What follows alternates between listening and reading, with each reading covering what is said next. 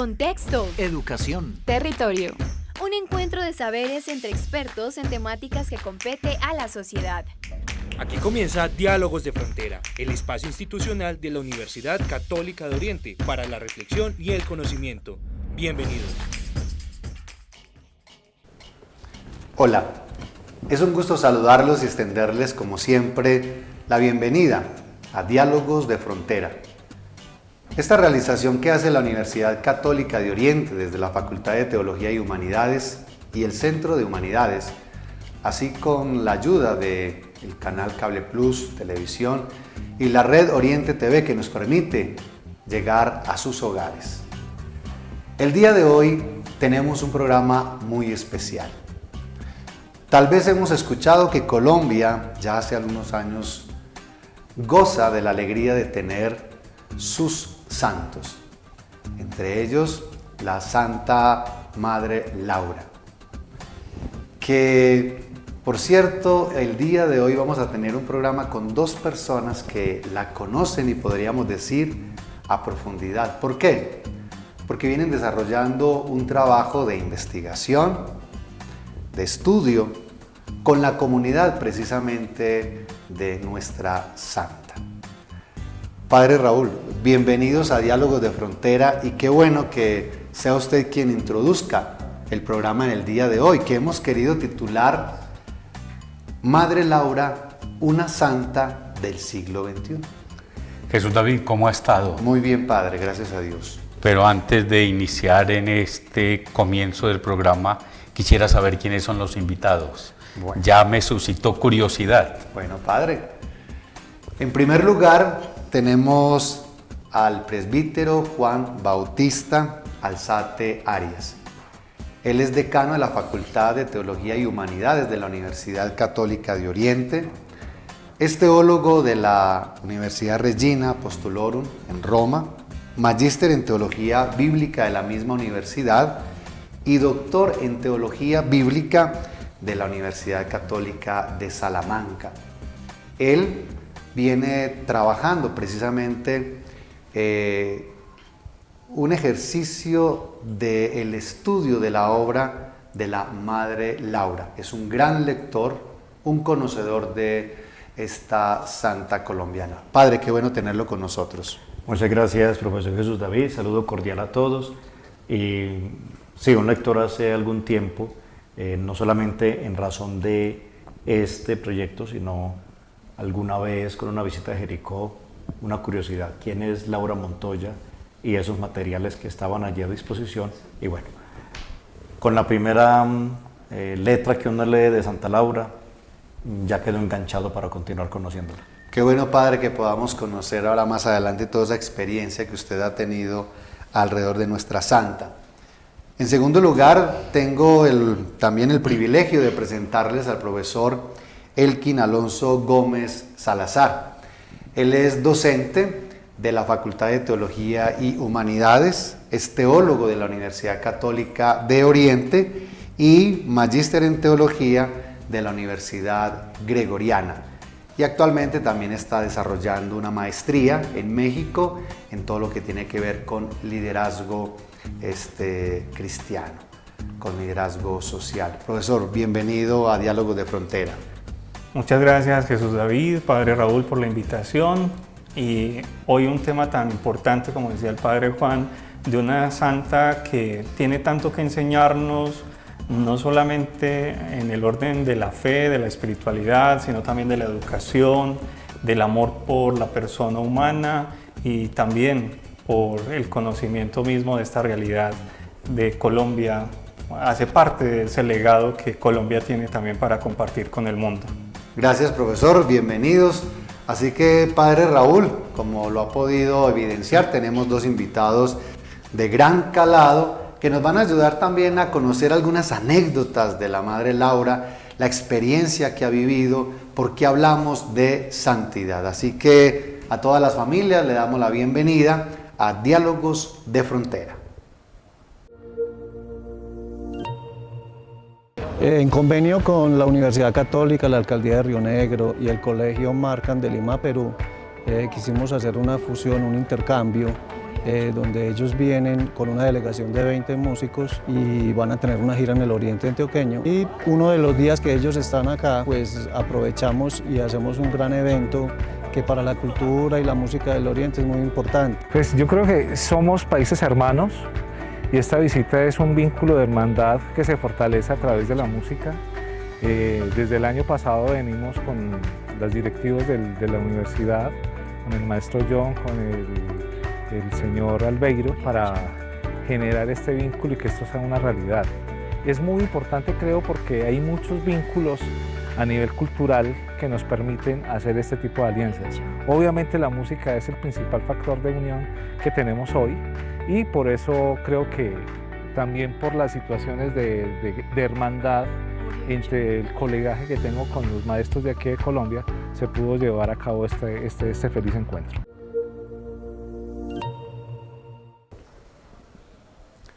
Saludamos a las familias que en este momento se vinculan a nuestros canales. El día de hoy, conversando un poco con nuestros expertos sobre nuestra santa colombiana Madre Laura, una santa del siglo XXI. Padre Raúl, siempre es conveniente y es también muy agradable escucharlo. ¿Qué es esto de la santidad antes de darle la palabra a nuestros invitados? Muchas gracias, Jesús David, nuevamente por sus invitados y por este tema que se ha propuesto para este programa. Yo recuerdo una expresión que leía de Raniero Canta la Mesa que decía que el que no es santo es una persona frustrada.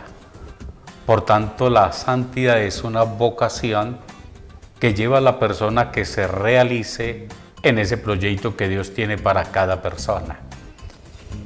El Papa Francisco, en una de sus cartas, de sus mensajes, una exhortación creo que es, habló de la santidad y hay tres términos que me parecen importantes reflexionarlos y va muy bien para lo que se puede hablar de la Madre Laura. Él dice que la santidad es una oportunidad, la santidad es un riesgo y la santidad es un desafío. La santidad es una oportunidad. La palabra oportunidad viene de puerto, donde el marinero, a través de la marea que se suscitaba, tenía que mirar dónde podía llegar.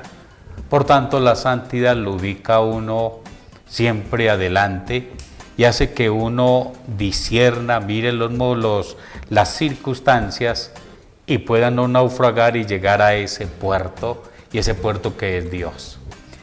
Lo segundo, la santidad es un riesgo. La palabra riesgo, así etimológicamente podríamos decir, es subir a una peña alta, y eso exige esfuerzo, riesgo, subir hasta allá, exige esfuerzo, exige decisión, exige dominio, disciplina, en fin, para poder estar allá. Y lo tercero, la santidad es un desafío. Tomémoslo en este sentido. Cuando una persona va a combatir en el boxeo, va a pelear con la otra, le desafía y le va a mostrar que él tiene otras capacidades y puede vencer. Cuando vemos la santidad como un desafío, podríamos decir, es una manera de vencer los vicios, vencer incluso los mismos instintos, vencer algunos pseudo valores que se presentan en la sociedad, desafiarlos y mostrar otro estilo, otra mirada. Al hablar de la santidad de la Madre Laura, pues podríamos decir que fue una mujer que vio una oportunidad a partir de las circunstancias, fue una mujer que se puso en riesgo, incluso con diferentes instituciones sociales eclesiásticas, y desafió algunos pseudo valores que pudo crear otro estilo de vida y fue disruptiva, ese término académico que tanto aparece ahora. Quien no es santo, como que iniciaba, es una persona frustrada porque es una vocación. Gracias, Padre Raúl. Padre Juan y Profesor Elkin, la misma pregunta. ¿Qué es esto de la santidad? ¿Cómo la podemos entender? Pues la santidad, uniéndome a estas palabras del Padre Raúl, podría sintetizarlo, un estado de vida propio del cristiano. Entonces, el cristiano que mira y vive a fondo su vocación de cristiano, pues apunta a la santidad. Creo que eso el magisterio de la Iglesia siempre nos lo ha recordado. La teología espiritual es la profundidad de la propia vocación cristiana. Yo me uniría a lo que dice el Padre Juan con una expresión del Papa Francisco cuando él en uno de los documentos expresa que la santidad es el rostro más bello de la Iglesia. En esto que anotaba el Padre Raúl precisamente, de cómo la santidad es un despliegue no solo de las habilidades personales, sino un dejarse transformar también por la acción del Espíritu. Por eso el santo no es el que hace mucho, sino el que se deja hacer. Ok, Padre Juan, teniendo de referencia lo que es la santidad de modo general, en el caso de la Madre Laura, la santidad en ella como una panorámica, porque sé que es mucho lo que ustedes han explorado, pero una panorámica de la santidad en Madre Laura.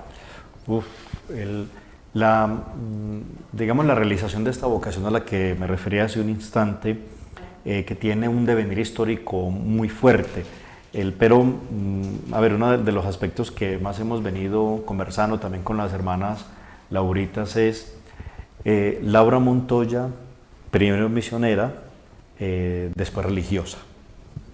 Ese encuadre de su propia vida, estamos hablando de una persona entre el siglo XIX y el XX, con todo lo que eso significa en la República de Colombia, en la Iglesia Universal, en la Iglesia colombiana, en la cultura antioqueña. Eso tiene unas connotaciones muy fuertes, pero para resumirlo, yo creo es cómo vivió ella su propia existencia. Y fue una maestra en la ciudad de Medellín, una mujer muy formada para la época, la formación amplia que podía tener una mujer en aquel entonces, y intuir cuál era su misión como cristiana, y por eso pensó primero en ser misionera, y fue lo que se formuló, y luego fue religiosa.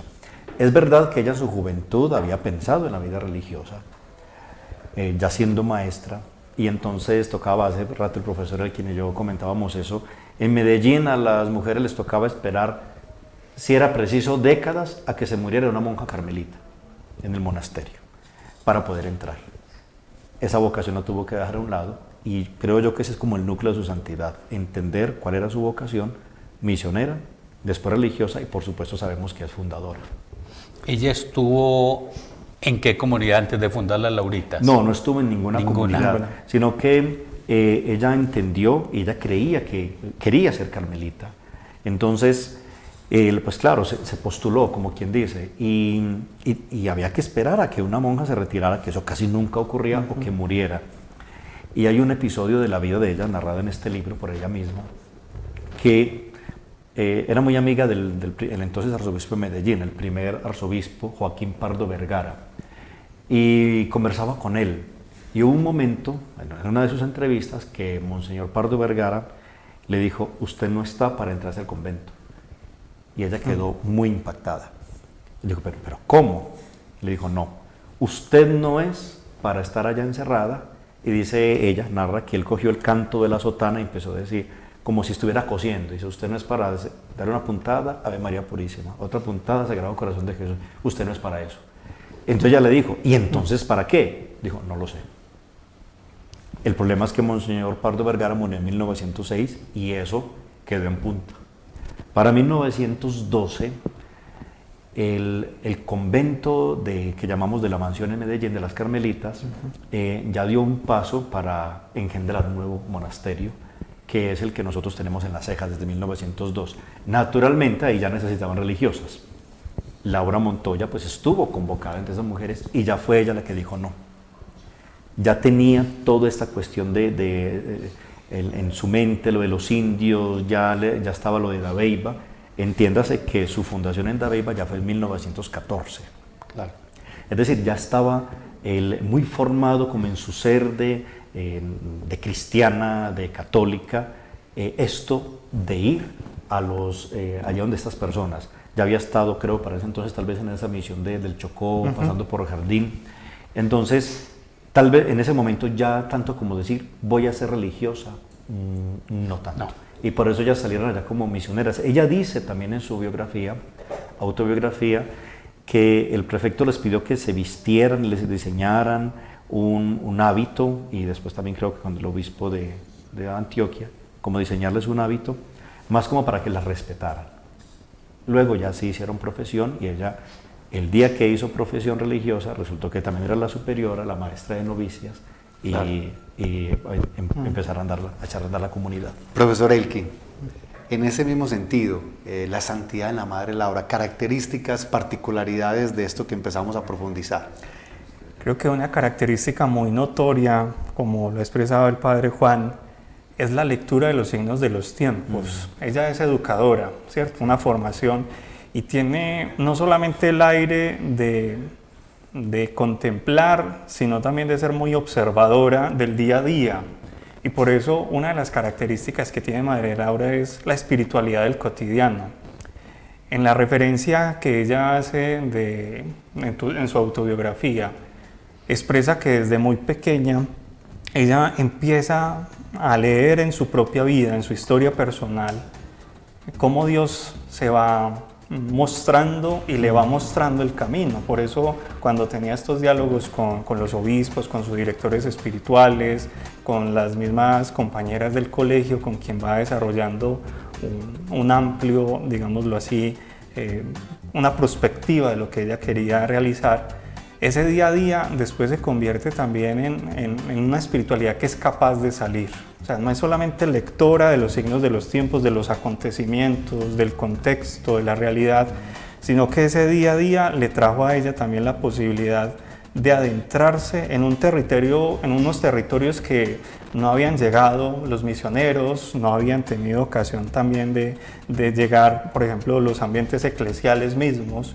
y ella, con ese desafío, esa oportunidad y ese riesgo que decía el Padre Raúl ahora, encuentra también que tiene un temple, que tiene un carácter, que esa espiritualidad del cotidiano la va forjando. Una anécdota sencilla, por ejemplo, cuando ella narra en las historias de las misericordias de Dios en un alma, que es su autobiografía, habla de dos momentos particulares de su infancia: el golpe del hormiguero, ¿cierto?, y el golpe del banco, que son como dos experiencias místicas que ella lee en su historia personal, donde precisamente alcanza a leer lo que hay de luz y lo que hay de negro, digámoslo así, de oscuro, como ella misma lo manifiesta en su historia personal. Por ende, yo destacaría dentro de su santidad precisamente en que se adelanta incluso a lo que el Vaticano II va a decir en la Gaudium et Spes, la lectura de los signos de los tiempos, y por eso digo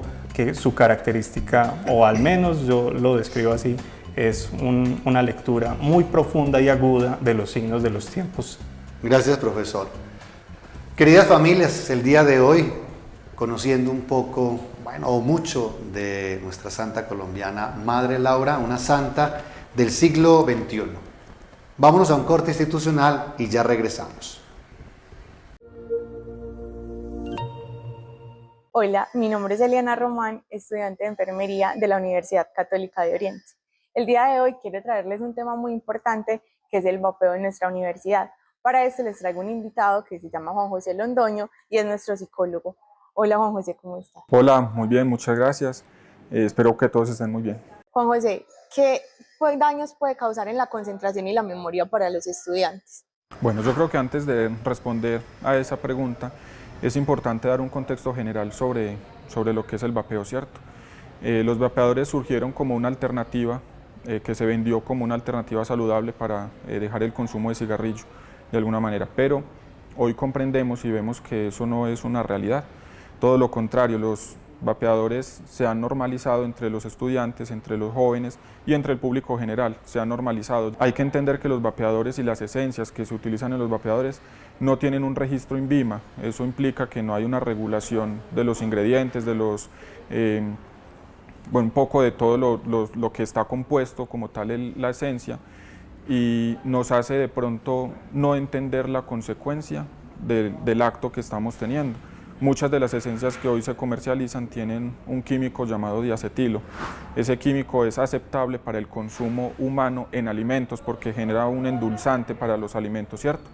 Pero no es aceptable para la inhalación. ¿Y cuáles son esos efectos psicológicos que puede tener a corto o a largo plazo el vapeo? Tenemos que comprender que la nicotina genera una adicción, como lo veníamos hablando ahora, ¿cierto? Esa adicción ocasiona irritabilidad, ocasiona ansiedad, ocasiona muchos cambios en el comportamiento, porque es justamente la función de la adicción, ¿cierto? Cuando hay ese síndrome de abstinencia, se generan todos esos sentimientos, todas esas emociones, y además afecta el sistema de recompensa del cerebro.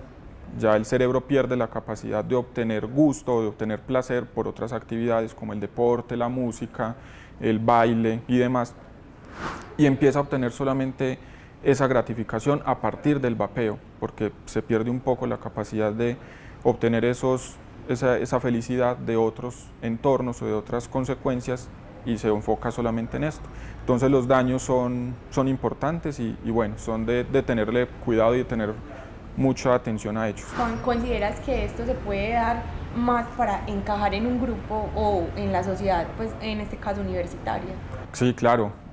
Hoy los adolescentes, en muchas ocasiones, cerca del 40-50% de los adolescentes que hoy tienen el vapeo, lo hacen es por encajar en un grupo, porque mis amigos lo hacen, entonces yo no quiero ser diferente a ellos, lo hago. Ni siquiera en muchas ocasiones es hágalo, que esto no hace daño, es solamente una iniciativa propia porque lo vi en los demás. Entonces sí, muchos adolescentes hoy están en esta conducta solamente por encajar en un grupo social y porque es la presión que ejerce todo el entorno, desde lo que se ve y desde lo que en algunas ocasiones también se dice. Juan, ¿y qué estrategias ha implementado la universidad para este tema que se ha vuelto algo tan común? Bueno, la universidad en este momento, aparte de todas las campañas que realiza para prevenir el vapeo, tiene una resolución, es la resolución 044 del 2 de agosto del 2024, que prohíbe el uso de vapeadores y de cualquier elemento como cigarrillos y cigarrillos eléctricos dentro del campus universitario. Todo el campus universitario es un espacio libre de humo, las zonas comunes, las zonas abiertas, las zonas cerradas. Todo el espacio, todo el campus universitario es un espacio libre de humo, además porque compartimos este espacio con menores de edad, porque tenemos el colegio acá en la universidad. Damos la bienvenida a las familias que en este momento se conectan a nuestra red Oriente TV. El día de hoy conversando sobre la santa colombiana Madre Laura, y hemos titulado nuestro ejercicio el día de hoy, una santa para el siglo XXI. Profesor Elkin, háblenos un poquito sobre quién fue la Madre Laura, que creo que es importante conocer algunos detalles que además al escucharlo y al escucharlos pues se nos invita también a una cierta imitación o a esa alegría de vivir a profundidad el Evangelio. Bueno, Madre Laura es una mujer de Jericó, que nace en Jericó a finales del siglo XIX, de una familia conservadora. Pierde a su papá a los 2 años y la mamá, junto con sus otros 2 hermanos, tiene que asumir esa gran responsabilidad. Es una mujer que, como decíamos hace un momento, desde pequeña empezó a mostrarse distinta, pero esa distinción no era como un privilegio, sino que esa distinción a ella la llevó precisamente a descubrir que los milagros de Dios acontecen en el día a día, en la realidad del día a día.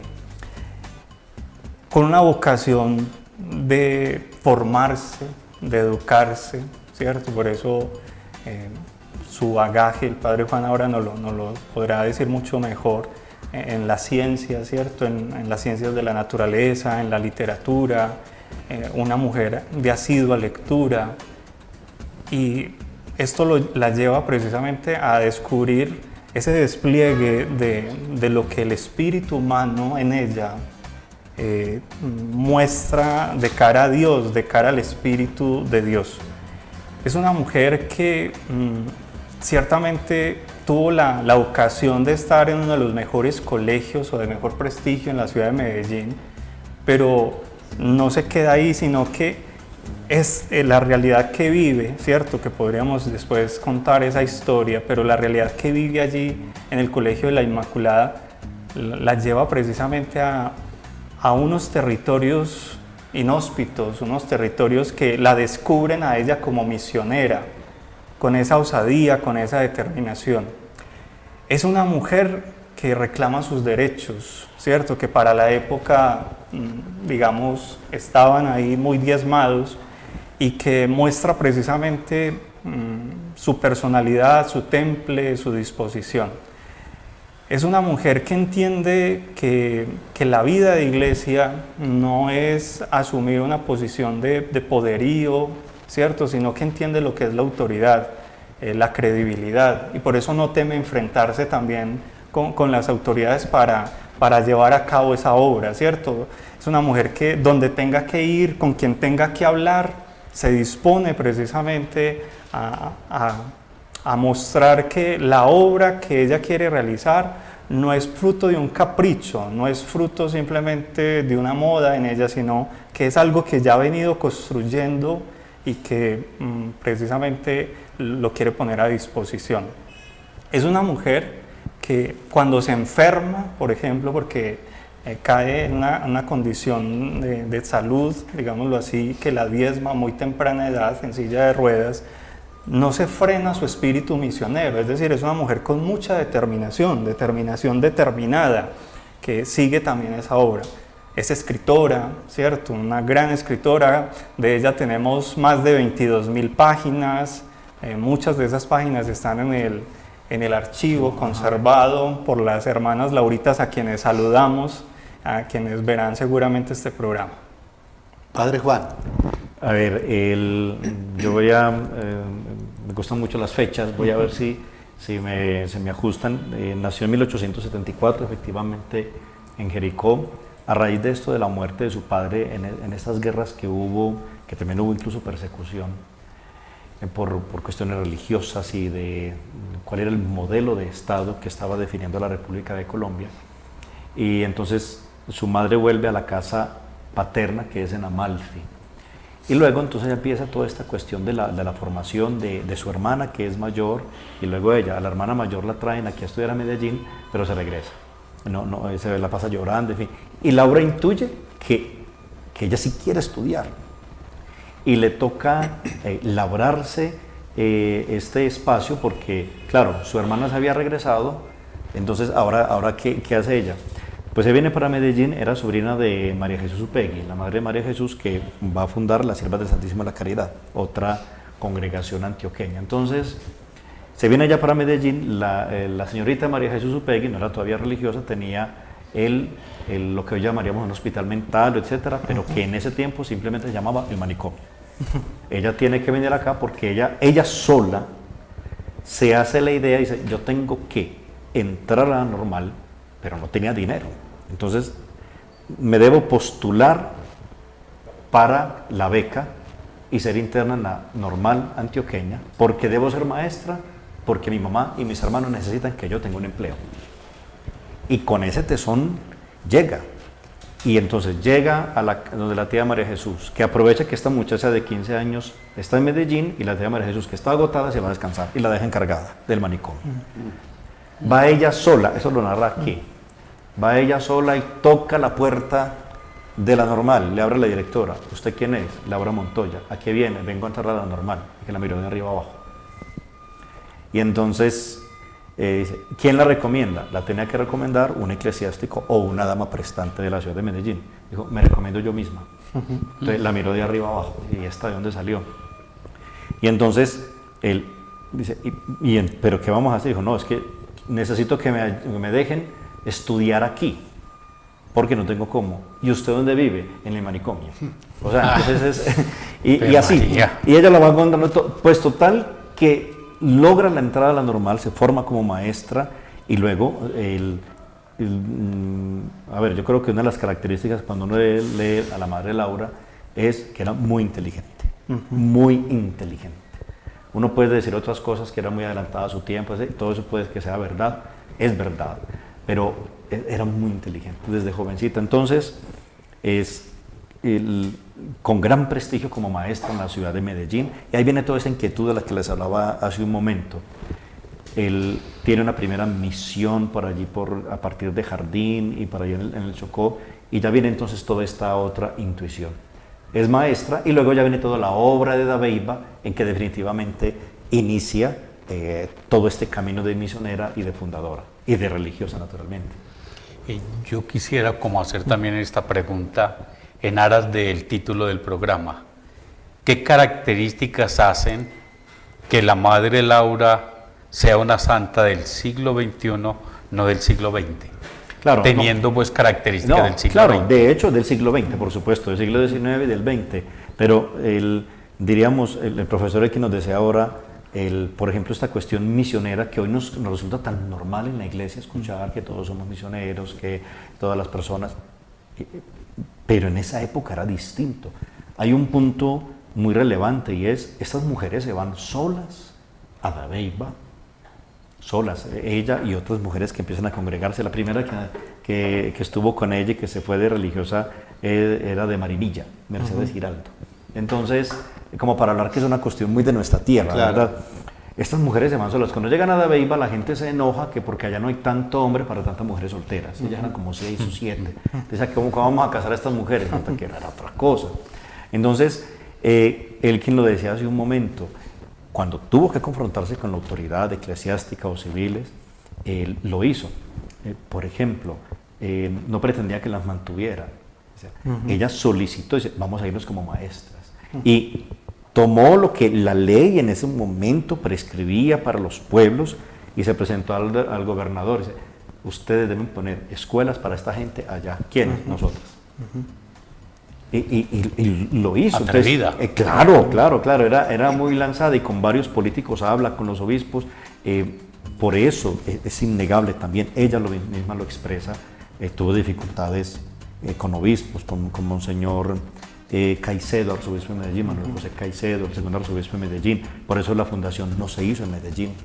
Con Monseñor Builes, segundo obispo de Santa Rosa. En cambio, el primer obispo de Santa Rosa, que fue Maximiliano Crespo, sí la apoyó mucho, lo mismo que el arzobispo de Cartagena, Brioski. Pero no encajó en esos esquemas una persona, sí, suena como un cliché y muy trillada la expresión, pero realmente es una persona adelantada a su tiempo, pero eso, con lo que era su tiempo, naturalmente. Ojo que también estamos hablando de esa época tan conservadora en Colombia, estamos hablando de la Guerra de los 1000 días, en el tiempo que ella era maestra. Es una situación muy fuerte, no era una vida fácil en ese entonces. Yo quisiera simplemente decir algo que me parece muy importante en la pregunta del padre Raúl, y es una santa del siglo XXI. ¿Por qué Madre Laura es una santa del siglo XXI? Creo que esa triada que evidencia la Lumen Gentium cuando dice identidad, vocación y misión nos pone un planteamiento, es quién soy, para quién soy y para qué soy. Madre Laura se describe una cristiana, ¿cierto? Se describe como una hermana entre los hermanos, cuando va precisamente a lo que decía el padre ahora, a los corregimientos de los indígenas en Dabeiba y a los otros lugares donde ella pudo ir. Se describe quién es, no solamente es hija de Dios, como lo describe tantas veces en su autobiografía, sino que también expresa esa hermandad con las comunidades más vulnerables. Por eso llegamos a la tercera parte, que es ¿para qué soy? Su misión. Y ese adelanto que ella hace es precisamente que entiende que la misión es una iglesia en salida. Es una iglesia para ir a las periferias, a las realidades donde otros no habían llegado. Muchas gracias, profesor. Queridas familias, el tiempo corre. El día de hoy conversando un poco sobre la Madre Laura, una santa del siglo XXI. Siempre se nos invita a ver la santidad como una oportunidad, como un riesgo y como un desafío. Algo que asumió y encarnó la Madre Laura. Ya regresamos. El día de hoy queremos contarles acerca de un gran hito en temas de infraestructura física para nuestra institución, el edificio fundacional. Es un edificio que hoy en día no representa solo un edificio moderno, sino que también es el edificio donde inició nuestra institución. Este edificio nos va a permitir tener más capacidad académica, mayores espacios para toda la parte de docencia. El edificio va a contar con 15 aulas, 4 facultades, un gran lobby y una plazoleta donde va a permitir tener eventos culturales. También va a tener un gran auditorio, aproximadamente para 400 personas. Este edificio tiene una gran inversión, aproximadamente 14.500 millones de pesos. Es un edificio que va a responder a muchas de las necesidades que tenemos en este momento en nuestro campus. Es una obra que estamos esperando con mucho anhelo. Esta obra representa el compromiso que tiene la Universidad Católica de Oriente en un presente, pero también en un futuro. Es una obra que va a acoger a toda la comunidad estudiantil y a todos los que quieran venir a visitarnos y conocer de esta gran institución. Bienvenidos.